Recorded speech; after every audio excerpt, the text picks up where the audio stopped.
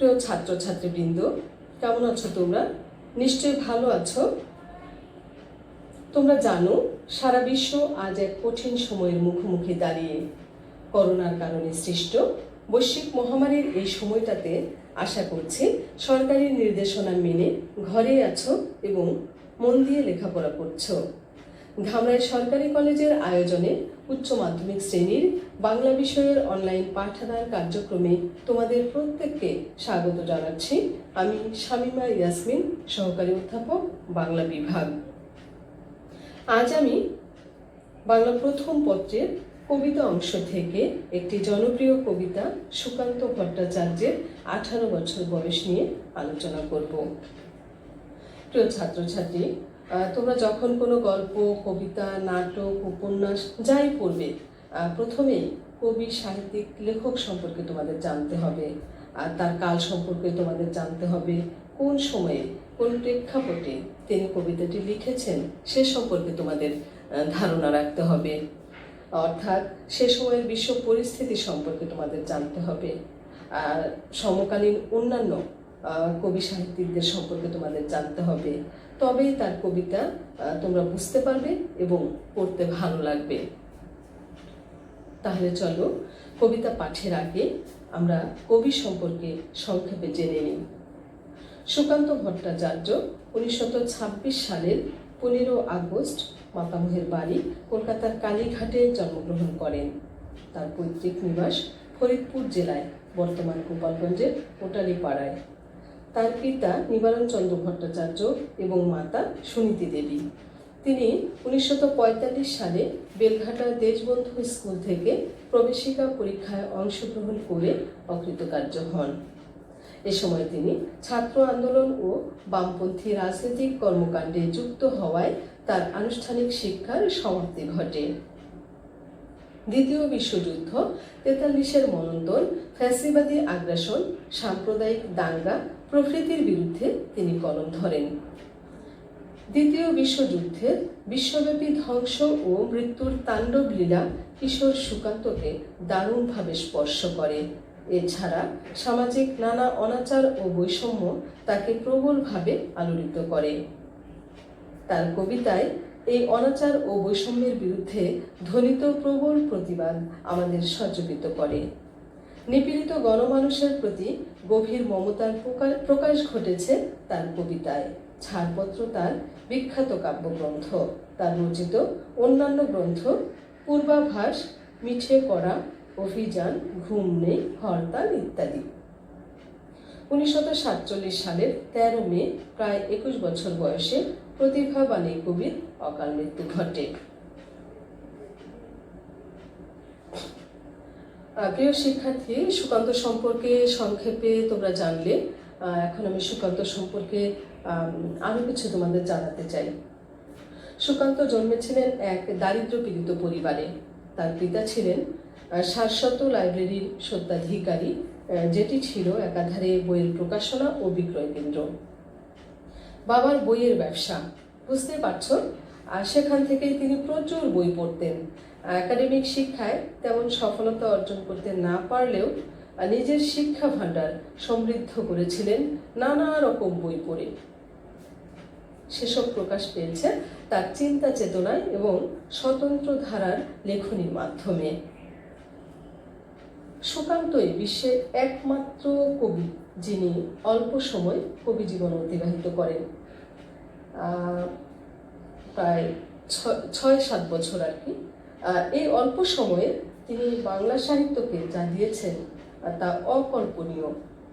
তিনি সমকালীন বড় বড় কবিদের ভিড়ে হারিয়ে যাননি। নিজের যোগ্যতার স্বাক্ষর রেখে গেছেন নিজ প্রতিভা, মেধা ও মননে।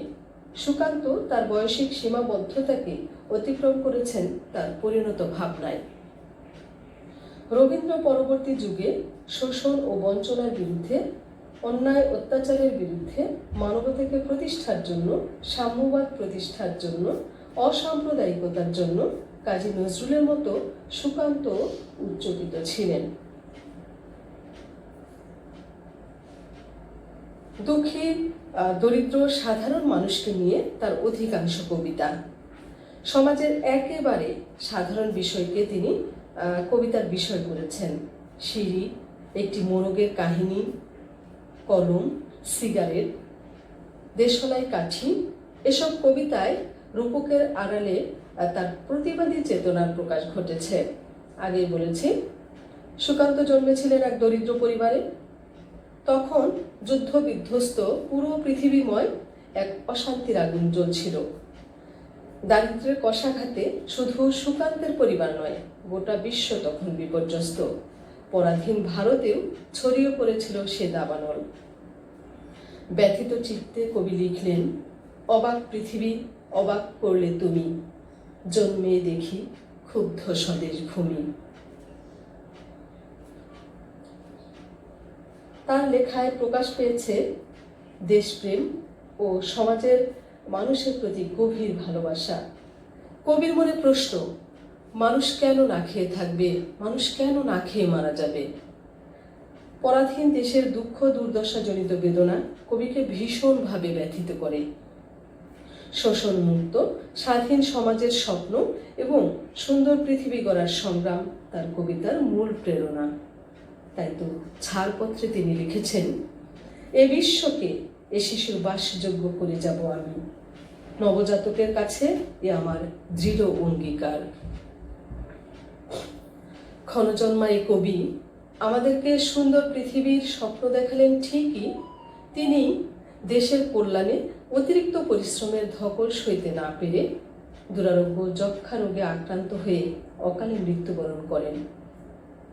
প্রিয় শিক্ষার্থী, সুকান্তের কবিতা পড়ে তোমরা বুঝতে পারবে তার কবিতা সব ধরনের বাধা বিপত্তিকে জয় করতে শেখায়, যাপিত জীবনের দুঃখ যন্ত্রণাকে মোকাবেলা করার সাহস যোগায়। তার কবিতা আমাদের সাহসী করে, উদ্দীপ্ত করে। আজ আমরা এমনই একটি কবিতা পড়ব, 18 বছর বয়স। এই কবিতা পাঠ করে তোমরা যা শিখবে, কিশোর কবি সুকান্ত ভট্টাচার্যের জীবন ও সাহিত্যকর্ম সম্পর্কে তোমরা জানবে।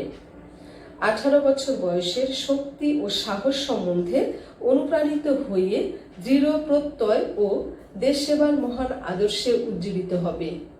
18 বছর বয়সের নেতিবাচক দিকগুলো প্রতিরোধ করতে পারবে এবং ইতিবাচক দিকগুলোর চর্চায় আরো বেশি মনোযোগী হবে। দেশ জাতির সর্বাঙ্গীন কল্যাণ সাধনে 18 বছর বয়সের বৈশিষ্ট্য অর্জনে সমর্থ হবে। এখন এই কবিতা থেকে কিছু শব্দের অর্থ আমি তোমাদেরকে জানিয়ে দিচ্ছি। দুঃসহ, সহ্য করা কঠিন। স্পর্ধা, দুঃসাহস, অহরহ, নিত্য বা সর্বদা। সোপে, সমর্পণ করে। প্রতিজ্ঞা, শপথ, প্রতিজ্ঞা। পুণ্য, কল্যাণকর্ম বা ভালো কাজ। অসহ্য, সহ্য করা যায় না। মন্ত্রণা, পরামর্শ বা কর্তব্য সম্বন্ধে উপদেশ। দুর্বার, প্রতিরোধ করা যায় না এমন। প্রখর, তীক্ষ্ণ বা তীব্র, অবিশ্রান্ত, অনবরত, বিরামহীন। দুর্যোগ, দুঃসময় বা বিপর্যয়, অগ্রণী, প্রধান বা শ্রেষ্ঠ। কাপুরুষ, ভীরু বা অধম। সংশয়, সন্দেহ বা দ্বিধা। শূন্য, ফাঁকা বা রিক্ত। কবিতা পাঠের আগে তোমরা কয়েকবার করে শব্দার্থ ও টিকা পড়বে, তাহলে কবিতাটি বুঝতে তোমাদের খুবই সহজ হবে। অল্প সময়ে তোমরা কবিতাটি বুঝতে পারবে। 18 বছর বয়সের ইতিবাচক ও নেতিবাচক দিকগুলো এই কবিতায় দেখানো হয়েছে। অর্থাৎ ভালো দিক মন্দ দিক দুটোই দেখানো হয়েছে। নেতিবাচক দিকগুলোর চর্চা আমরা কখনোই করব না, নেতিবাচক দিকগুলো পরিহার করব, দমন করব। আমরা কেবল ইতিবাচক দিকগুলোর চর্চা করব এবং ইতিবাচক দিকগুলোর প্রকাশ ঘটাবো। প্রিয় ছাত্রছাত্রী, এবার আমরা কবিতাটি পড়ি। 18 বছর বয়স কি দুঃসহ? হ্যাঁ, কবি 18 বছর বয়সকে দুঃসহ বলেছেন, অর্থাৎ কষ্টে সহ্য করা যায়। দুঃসহ কি কষ্টে সহ্য করা যায়। 18 বছর বয়স অর্থাৎ শৈশব ও কৈশোর পার হয়ে যৌবনে পদার্পণের এই মুহূর্তটিকে প্রত্যেক মানুষের কাছে দুঃসহ মনে হয়, ভীষণ কষ্টকর মনে হয়। শৈশব ও কৈশোরে মানুষ বাবা মায়ের তত্ত্বাবধানে থাকে, তাদের আদর যত্ন ভালোবাসায় থাকে, অর্থাৎ ওই সময়টাতে তারা কি হয়, পরনির্ভরশীল থাকে। যখন তারা 18 ঘরে পা রাখে তখন তারা পরনির্ভরশীলতা থেকে আত্মনির্ভরশীলতার পথে পা বাড়ায়। জীবনের একটা পর্যায় থেকে অন্য একটি পর্যায়ে উত্তরণের যে এই সময়টা, এটা সবার কাছেই ভীষণ কষ্টের। এই সময়টাতে মানুষ কি করে, জীবন চলার পথে নতুন নতুন পরিস্থিতির সম্মুখীন হয়, নতুন নতুন অভিজ্ঞতার সম্মুখীন হয় এবং এই নতুন পরিস্থিতির সাথে নিজেকে মানিয়ে নিতে হয়। সেজন্যই 18 বছর বয়সটা দুঃসহ। কবি এখানে বলেছেন কি দুঃসহ, এই কি শব্দটি ব্যবহার করে কবি কষ্টের মাত্রাটাকে আরো স্পষ্ট করে বুঝিয়ে দিয়েছেন। তোমাদের কিন্তু প্রায়ই একটি বিষয় মনে হয় যে কয় রস্বইকারে কি, কয় দীর্ঘইকারে কি, কোথায় কখন আমরা কোনটা ব্যবহার করব, তাই না? এই যে কয় রস্বইকারে কি আমরা কখন ব্যবহার করি। আমি যদি তোমাকে প্রশ্ন করি তুমি কি খেয়েছো, তখন তুমি হ্যাঁ অথবা না, এর বাইরে উত্তর করতে পারবে না, তোমার আর কোনো সুযোগ নেই কিছু বলার। এই সময় আমরা কয় রস্বইকারে কি ব্যবহার করি, এটি অব্যয় পদ। আর আমি যদি তোমাকে প্রশ্ন করি তুমি কি খেয়েছো, তুমি কি খেয়েছো, কয় দীর্ঘইকারে কি, তখন তুমি কি করবে, বর্ণনামূলক উত্তর দিবে। তুমি যা যা খেয়েছো সেগুলো বলবে, এখানে হা না বলার কোনো সুযোগ নেই। এই কয় দীর্ঘইকারে কি হচ্ছে, সর্বনাম পদ। কিন্তু এখানে যে দুঃসহ শব্দের আগে কয় দীর্ঘইকারে কি ব্যবহার করা হয়েছে, এটি কিন্তু বিশেষণ পদ। দুঃসহ নিজেই একটি বিশেষণ পদ, তার আগে কয় দীর্ঘইকার এই বিশেষণটি পদটি ব্যবহৃত হয়ে এই দুঃসহকে বিশেষায়িত করেছে। স্পর্ধায় নেয় মাথা তোলবার ঝুঁকি। 18 বছর বয়স যতই কষ্টকর হোক না কেন, একবার যখন তরুণরা আত্মনির্ভরশীলতার পথে পা বাড়ায় তখন আর তারা পিছন ফিরে তাকায় না।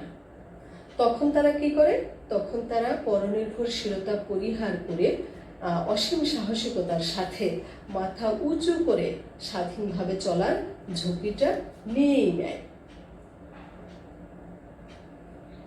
18 বছর বয়সেই অহরহ, অর্থাৎ 18 বছর বয়সেই সব সময় কি হয়, বিরাট দুঃসাহসীরা দেয় উকি। এই সময়টাতে কি হয়, নানা রকমের দুঃসাহসী স্বপ্ন, কল্পনা, উদ্যোগ তরুণ মনকে ঘিরে রাখে। যৌবনের পদার্পণের মুহূর্তে জগৎ ও জীবনকে সে নতুন করে দেখে। তাদের মধ্যে অদেখাকে দেখার, অজানাকে জানার এক দুর্বার কৌতূহল কাজ করে। কি হয়, মনের মধ্যে সব সময় রোমাঞ্চকর অর্থাৎ অ্যাডভেঞ্চারাস, কৌতূহল উদ্দীপক আর কি, নানা রকমের দুঃসাহসিক চিন্তা চেতনা তরুণ মনকে ঘিরে রাখে। সে নানা রকমের রঙিন স্বপ্নে বিভোর হয়ে থাকে। এরপর দেখো, 18 বছর বয়সের নেই ভয়। হ্যাঁ, কবি বলেছেন এই বয়সে ভয় নেই। 18 বছর বয়সে মানুষ যখন একা চলতে শেখে বা একা চলা শুরু করে তখন কি হয়, সাহসিকতার সাথে যখন সে ঝুঁকিটা নিয়ে নিয়েছে সেই জন্য তার মধ্যে কোনো প্রকার ভয় ডর থাকে না। কি হয়, তারা সকল প্রকার ভয় ডর শঙ্কা সবের ঊর্ধ্বে থাকে, ঊর্ধ্বে অবস্থান করে। পদাঘাতে চায় ভাঙতে পাথর বাধা। তারা পায়ের আঘাতে চলার পথের পাথর সমান বাধা ভাঙতে চায়, অর্থাৎ সকল বাধা বিপত্তিকে তুচ্ছ জ্ঞান করে অসীম সাহসিকতার সাথে তারা সামনের দিকে এগিয়ে যায়।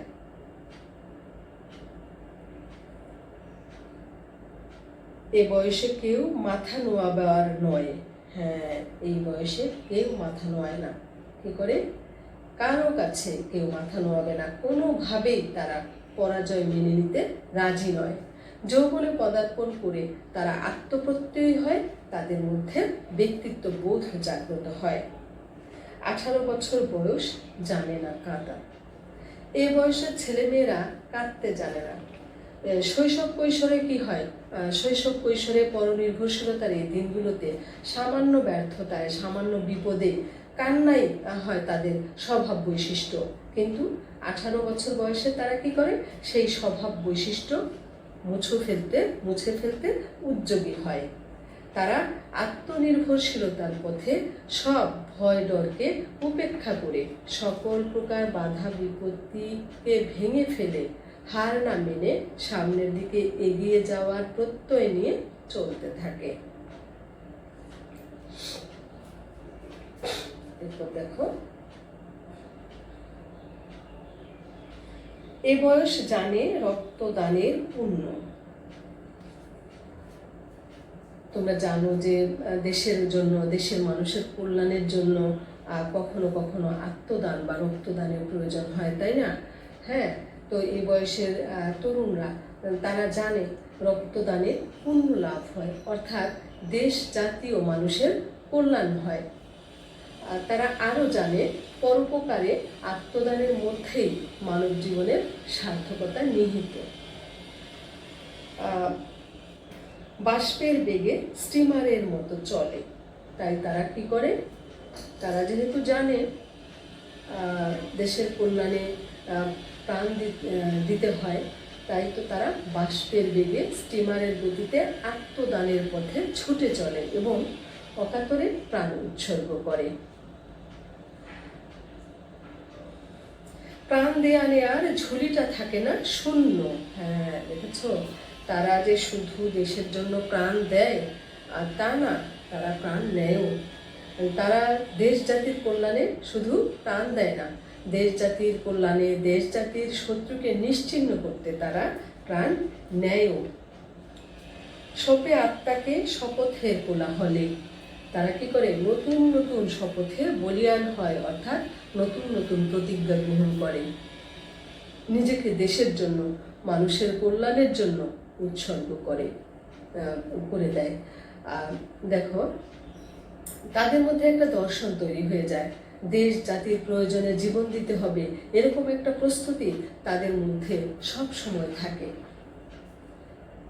এ বয়সে তাদের মধ্যে এমন একটা দর্শন তৈরি হয় যে দেশের কল্যাণে, জাতির কল্যাণে নিজেকে নিয়োজিত করতে হবে এবং কখনো কখনো জীবন উৎসর্গ করতে হতে পারে। তোমরা জানো যে ইতিহাস তোমরা পড়ে দেখেছো, 52তে ভাষা শহীদদের আত্মত্যাগের মাধ্যমে আমরা কি পেয়েছি? মাতৃভাষা বাংলা পেয়েছি। এরপর দেখো, 1971 সালে 30 লক্ষ শহীদের রক্তের বিনিময়ে আমরা স্বাধীনতা পেয়েছি। আবার এই করোনাকালীন এই দুর্যোগে যদি খেয়াল করে দেখো, সম্মুখ সারির যোদ্ধা যারা ডাক্তার, স্বাস্থ্যকর্মী, টেকনিশিয়ান, নার্স, অর্থাৎ যারা সরাসরি কোভিড রোগীর সান্নিধ্যে যাচ্ছে আর কি, যারা সরাসরি কোভিড রোগীর সান্নিধ্যে যাচ্ছে, সংস্পর্শে যাচ্ছে, তারা কিন্তু জানে যেখানে মৃত্যু ঝুঁকি আছে, তাই না? তাই তাতে কি তারা পিছিয়ে আসছে? না, তারা মৃত্যু ঝুঁকি জেনেও তারা দেশের এই দুর্যোগে ঝাঁপিয়ে পড়েছে আর করোনাকে মোকাবেলা করবার জন্য, তাই না? কেউ কিন্তু পিছিয়ে নেই। এভাবেই দেশের কল্যাণে, মানুষের কল্যাণে কাজ করতে হয়।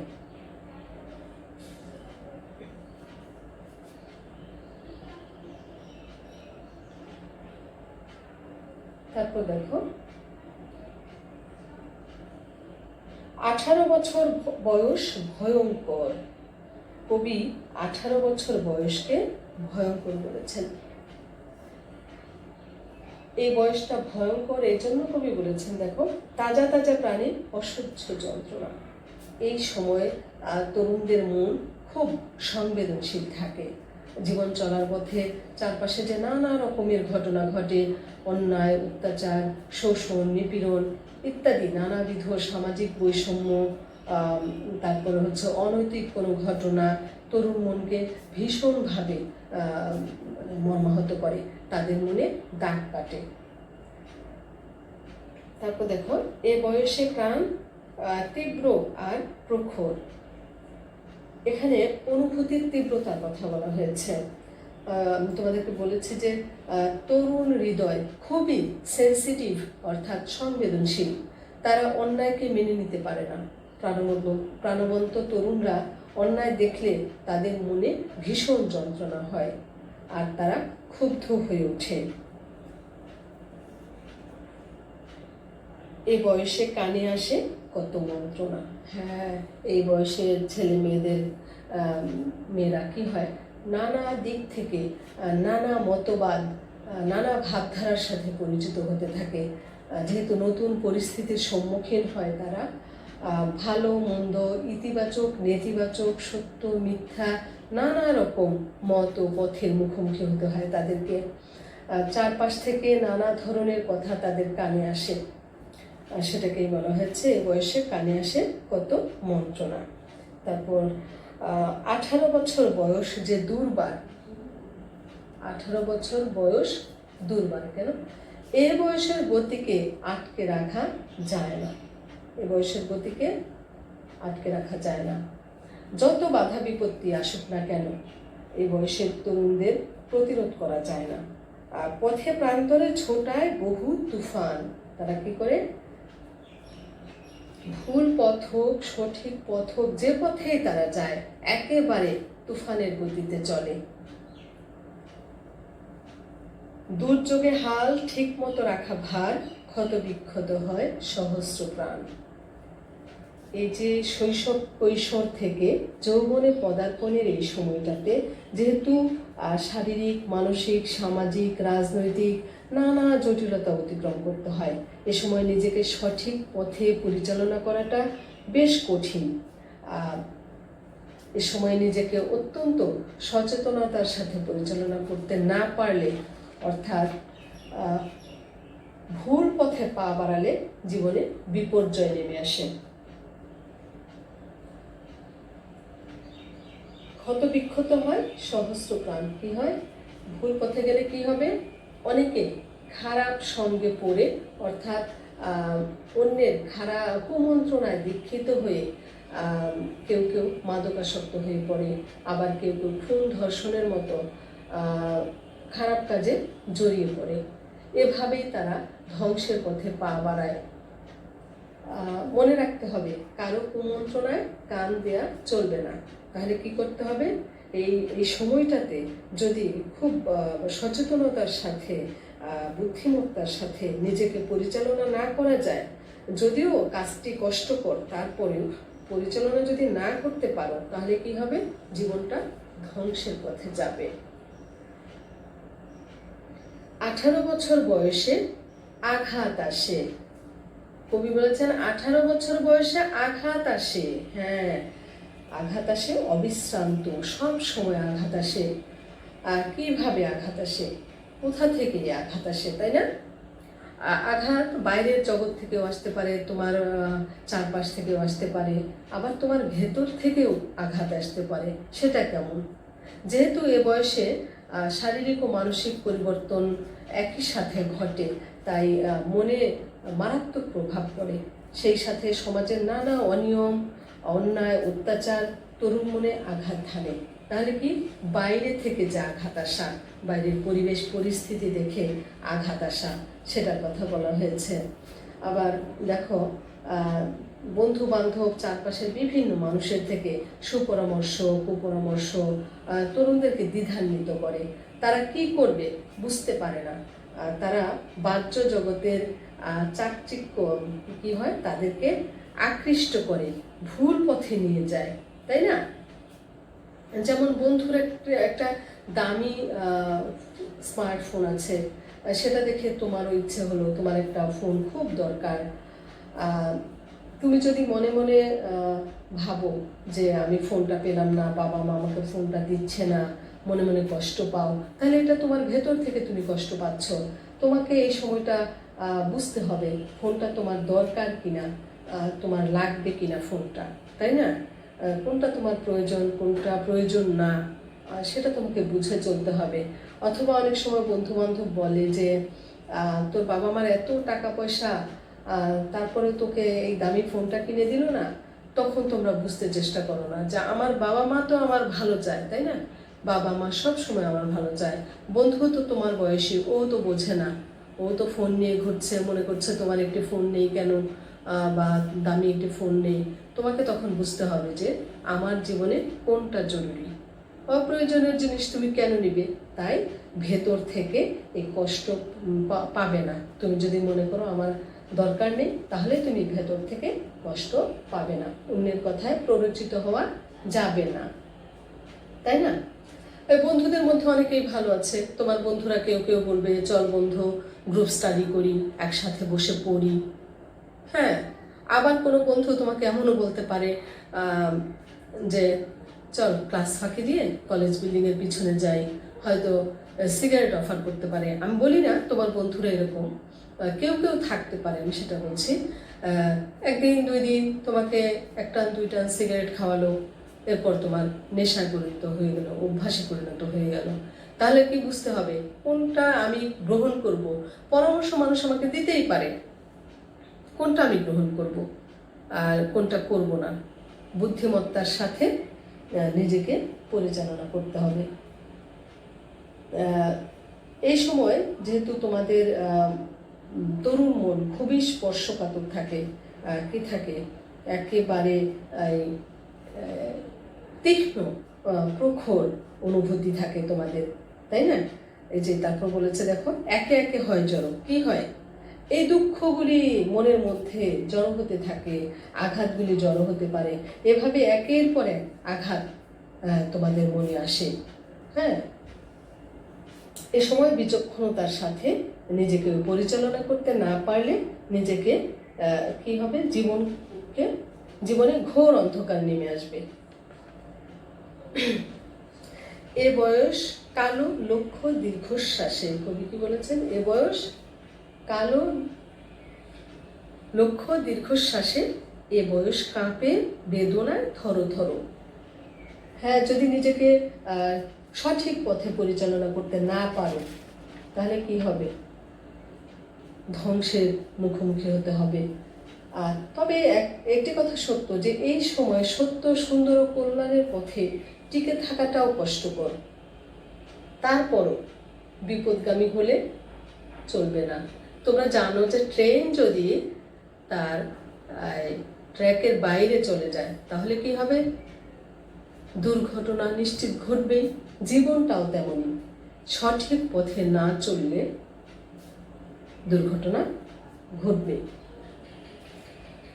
তরুণরা বিপদগামী যদি হয় তাহলে কি হবে? জীবনটা কালো অন্ধকারে নিমজ্জিত হবে। তখন ব্যর্থতা, বেদনায় তারা হতাশাগ্রস্ত হয়ে পড়বে।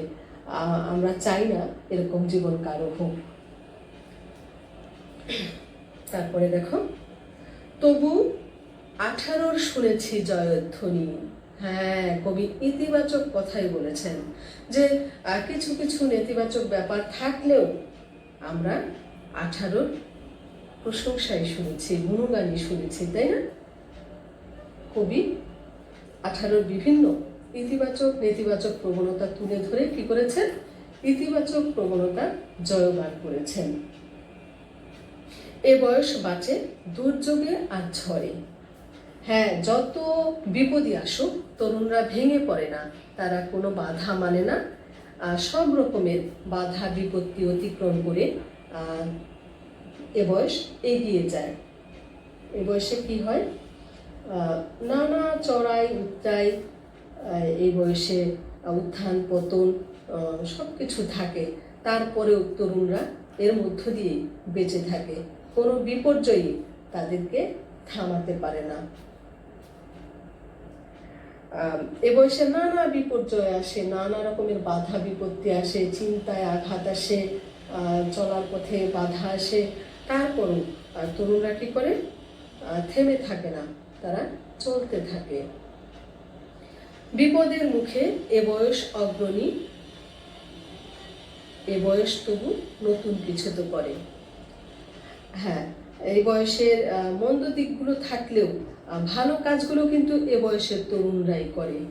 দেশ জাতির বিপদে তারাই প্রধান ভূমিকা রাখে, তারাই দেশের কল্যাণ করে, দেশের বিপর্যয়ে তারাই এগিয়ে আসে, তাই না? সেজন্য কবি কি বলেছেন? এ বয়স তবু নতুন কিছু তো করে। অর্থাৎ সৃজনশীল কাজগুলো এ বয়সের তরুণরাই করে। এ বয়স যেন যেন ভীরু কাপুরুষ নয়। কবি বলেছেন এ বয়স যেন ভীরু কাপুরুষ নয়।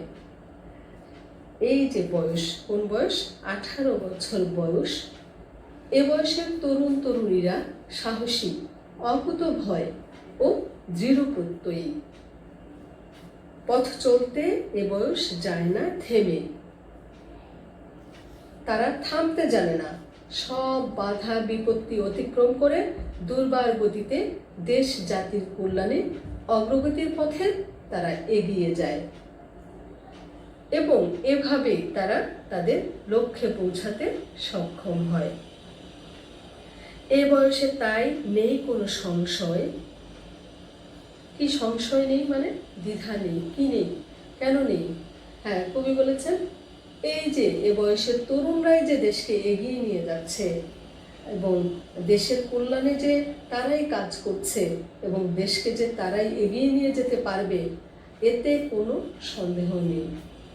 দেশের মঙ্গল এই তরুণদের দ্বারাই হবে। কবি নিশ্চিত করে বলেছেন যে এতে কোনো সন্দেহ নেই। এদেশের বুকে 18 আসুক নেমে।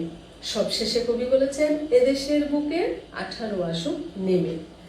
তিনি দেখিয়েছেন যে কিছু কিছু নেতিবাচকতার কারণে তরুণরা ভুল পথে গেলেও দেশ জাতি ও মানুষের চিরায়ত কল্যাণে 18 বছর বয়সের প্রয়োজনীয়তা অনস্বীকার্য। তারাই দেশের মঙ্গলকামী, তরুণরাই দেশের মঙ্গলকামী। কবি আশাবাদ ব্যক্ত করেছেন 18 বছর বয়সের ইতিবাচক বৈশিষ্ট্য যেন জাতীয় জীবনের কর্ণধার বা চালিকা শক্তি হয়ে দাঁড়ায়। তাই কবি দেশ জাতির ক্রান্তিকালে 18 বছর বয়সের আগমন প্রত্যাশা করেছেন। অর্থাৎ 18 বছর বয়সের যে বৈশিষ্ট্য, ইতিবাচক যে বৈশিষ্ট্য, দেশের দুর্যোগে, দেশের বিপর্যয়ের সময় 18 বছর বয়সের এই ইতিবাচক বৈশিষ্ট্যের আগমন প্রত্যাশা করেছেন কবি। তাহলে 18 বছর বয়স কবিতার মূল কথা কি হলো? দেশ জাতির সর্বাঙ্গীন কল্যাণ সাধনে 18 বছর বয়সের বৈশিষ্ট্য অর্জনের আহ্বান কবি জানিয়েছেন, তাই না? আমি আশা করছি তোমরা কবিতাটি বুঝতে পেরেছ। প্রিয় শিক্ষার্থীবৃন্দ, আজ এ পর্যন্তই। পরের ক্লাসে আমরা এই কবিতার আলোকে উদ্দীপক তৈরি, প্রশ্নপত্র তৈরি এবং উত্তর প্রদানের কৌশল নিয়ে আলোচনা করব। ঠিক আছে? সে পর্যন্ত তোমরা ভালো থেকো, সুস্থ থেকো। আল্লাহ হাফেজ।